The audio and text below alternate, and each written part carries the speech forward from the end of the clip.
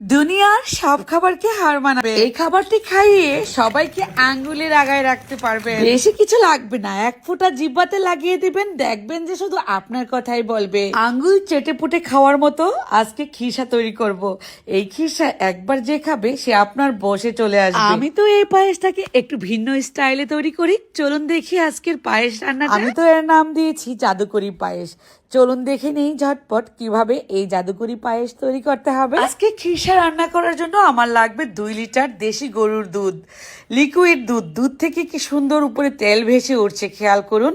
যদি দুনিয়ার সব থেকে বেশি মজার খিসা তৈরি করতে চান তাহলে অবশ্যই এমন দেশি গরুর দুধ নিতে হবে। তারপর পোলাওয়ের চাল 10 মিনিট আগেই ধুয়ে ভিজিয়ে রেখেছিলাম। চালগুলোকে আমি আস্ত দিব না, ব্লেন্ডার জারে জাস্ট 2-1 চাপ দিব আলতো হাতে, এতে করে গুঁড়া গুঁড়া হবে, দানা দানা থাকবে খুদের ভাতের মতো।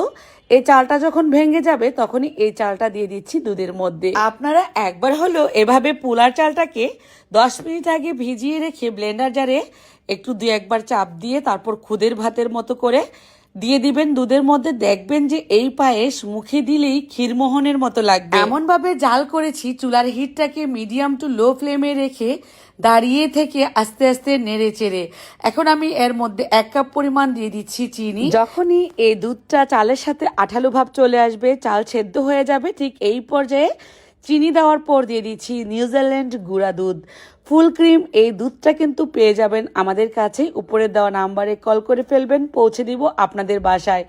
এই দুধ যখন আপনি দিবেন এই পায়েসের মধ্যে, এর টেস্ট যেন মুখে লেগে থাকবে, জনম জনম বলতে হবে কেউ আপনাকে খিসা পায়েস খাইয়েছিল।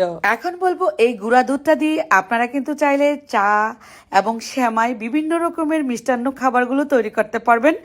এই দুধ দিয়ে চা করে খেলে সেটাও মুখে লেগে থাকবে। আর দেরি না করে অর্ডার করে ফেলবেন, যে নাম্বারটা দিয়েছে সেই নাম্বারে, বা ইনবক্স করতে পারেন। আমাদের পায়েস রান্না প্রায় শেষ পর্যায়ে।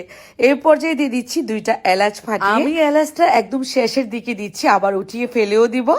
আমার কাছে মিষ্টি জিনিসে এলাচের ফ্লেভারটা মোটেও ভালো লাগে না। চিমটিখানি লবণ দিয়ে দিলাম মিষ্টিটাকে ব্যালেন্স করার জন্য। এখন বলবো যারা এলাচের ফ্লেভারটা পছন্দ করেন, মানে কারা কারা পছন্দ করেন বা কারা কারা পছন্দ করেন না, আমার কমেন্ট বক্সে লিখে জানিয়ে দিবেন।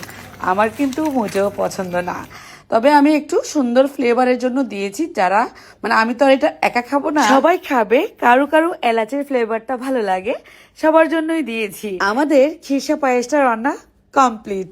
এখন আমি উপর দিয়ে গার্নিশ করে দিচ্ছি কিশমিশ, পেস্তা বাদাম। চাইলে কিন্তু কাঠবাদাম, কাজু বাদাম আপনাদের পছন্দ মতো অনেক কিছু দিয়েই সাজিয়ে নিতে পারেন, দেখতে ভালো লাগবে, খেতেও অনেক মজার। যারা যারা পায়েস খেতে লাইক করেন অবশ্যই কমেন্টে মতামত জানিয়ে দিবেন আর আমার ভিডিওটি শেয়ার করে দিবেন। আজ বিদায়, আল্লাহ হাফেজ।